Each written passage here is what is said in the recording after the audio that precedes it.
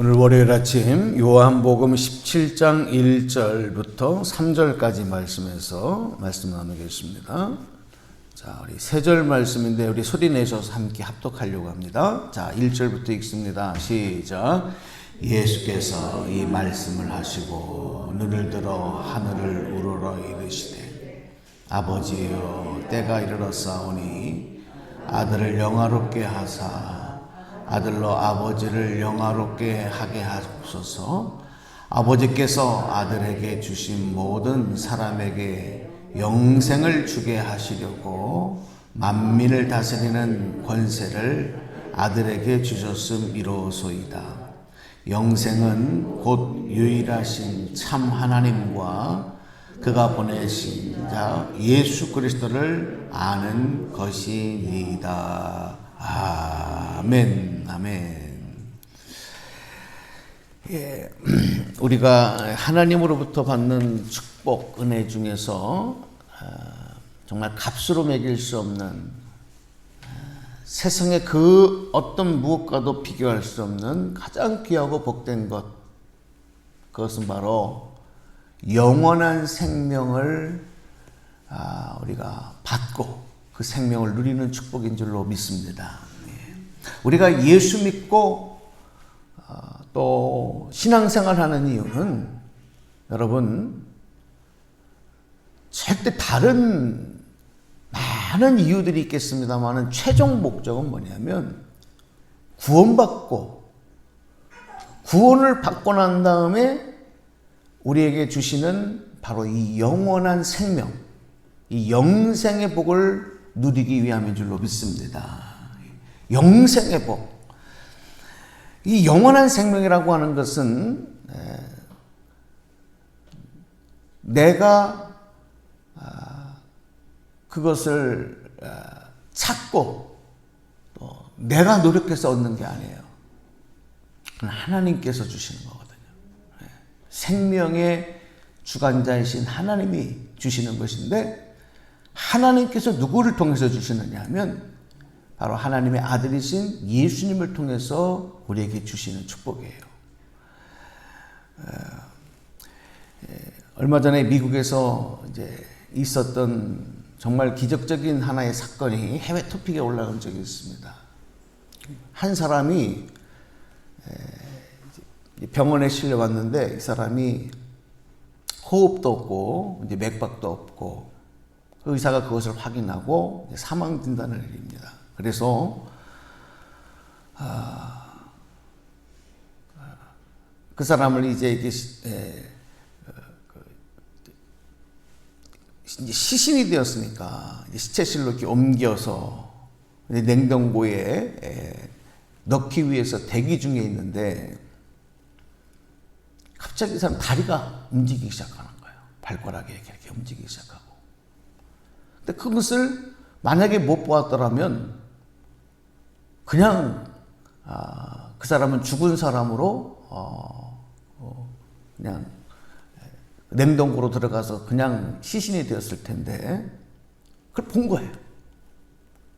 그래서 다시 확인을 해보니까 분명히 그 사람이 죽었었는데 살아나는 거죠. 여러분 이런 일들이 종종 있습니다.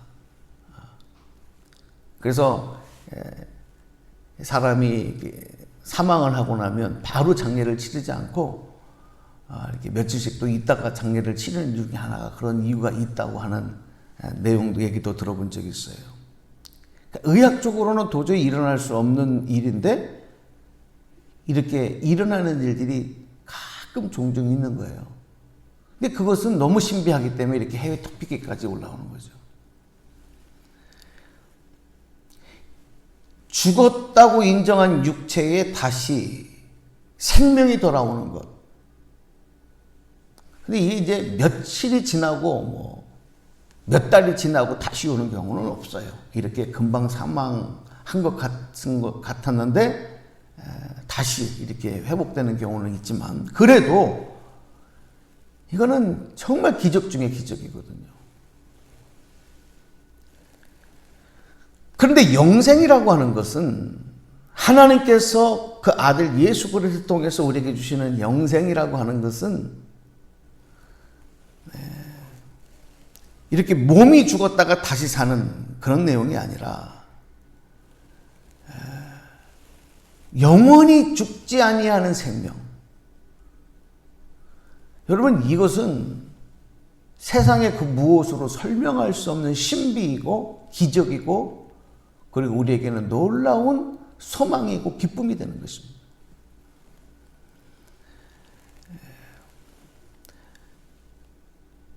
육체가 죽었다가 다시 깨어나는 것도 믿기 어려운 사실인데 영원한 생명이 우리에게 주어진다는 것은 이건 정말로 놀랍고 신비한 일이고 믿기 어려운 얘기예요. 그런데 예수 그리스도를 믿고 구원을 받으면 이 놀라운 하나님의 은혜, 축복, 기적을 우리가 누리게 된다는 것.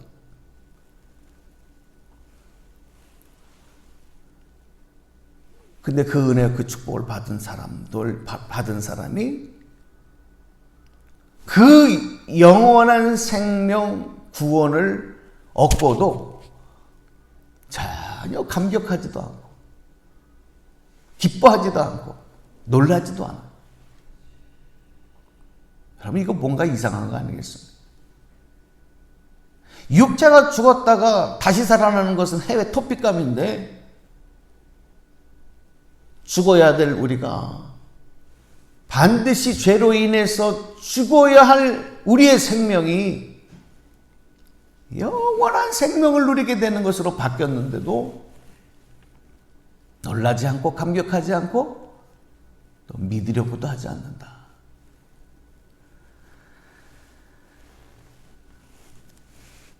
여러분, 신앙생활에서 가장 중요한 것은, 그리고 날마다 우리가 기억하고 감사하고 찬양해야 될 것은 바로 영원히 되시는, 처음과 나중 영원히 되시는 하나님, 그 하나님의 생명이 오늘 우리에게 주어져서 오늘 우리가 영생의 복을 누리게 되었다는 사실. 할렐루야.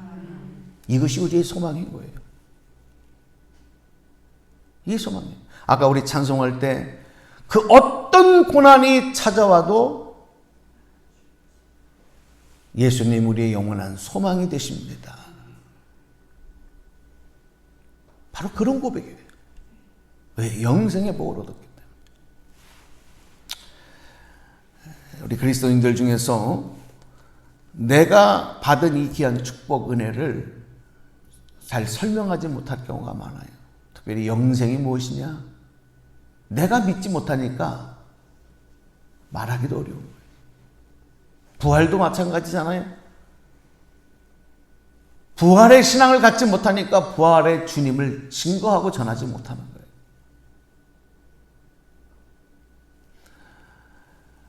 또 우리가 일상적으로 수많은 하나님의 기적 능력을 경험하며 신앙생활을 할 때 그런 걸 많이 경험하는데 예수님은 못하실 것이 없어요. 예수님은 또 치료자이시기 때문에 우리의 약함, 우리의 질병을 고치시고 회복하시는 능력의 주님이시거든요.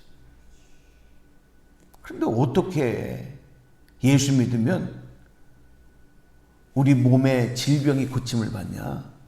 의사도 못하는데, 병원에서도 못하는데, 그러니까 몸이 아프면 하나님 앞에 기도하라고, 하나님이 고쳐주신다고 이렇게 증거해야 되는데 내가 믿지 못하니까 그렇게 증거하지 못하는 거예요. 세상에 오만 가지 귀로 동양으로 들었던 것, 이거 먹으면 저거 하면 낫는다더라, 좋아진다더라, 맨 그런 얘기만 하지 믿는 사람이 하나님 앞에 붙잡고 기도하라고 그런 얘기 못해. 왜? 내가 믿지 못하니까. 그런데 하나님 앞에 기도하면서 이런 기적의 능력을 체험한 사람들은 정말 내 몸의 병이 낫고 그것을 확실히 믿게 된 사람들은 담대하게 증거하게 되는 줄로 믿습니다. 증거할 수 있어요. 기도해야 된다고. 하나님이 고쳐주신다고. 할렐루야. 여러분, 영생도 마찬가지예요. 내가 구원받고 나는 영원한 생명을 받았다라는 사실을 확실하게 믿으면 나가서 전하지 않을 수 없어요. 이 귀한 것을 어떻게 전하지 않습니까?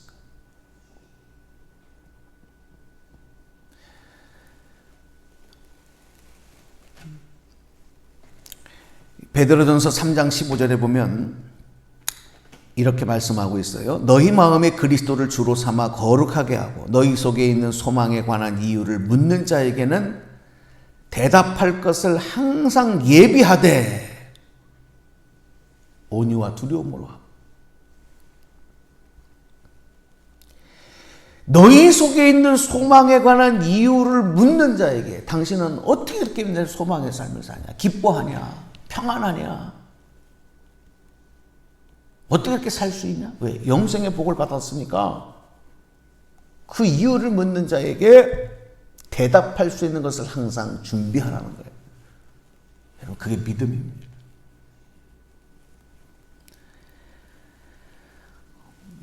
어제 설교 때 그런 말씀을 좀 드렸어요.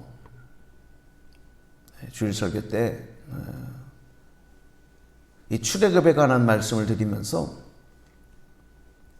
이 출애굽은 구원의 하나님의 구원하심의 택한 백성들을 구원하심을 세상 가운데 알리는 하나의 신호탄인데 개인의 구원만이 아니라 민족과 국가 역사를 바꾸시고 구원하시는 하나님의 구원의 역사를 나타내 보이시는 것인데 거기서 히브리 민족 이스라엘 백성들이 해야 할 일은 별로 없었다.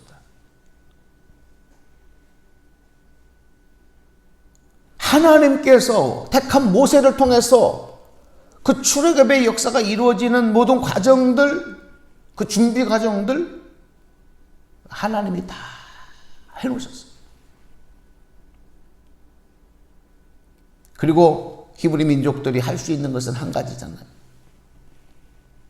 그것은 1년 된 수량을 잡아서 그 피를 문설주에 바르고 나물이 들어가지 않은 쓴 나물을 먹고 그 고기를 불에 구워서 다 먹고 남은 것은 태워버리고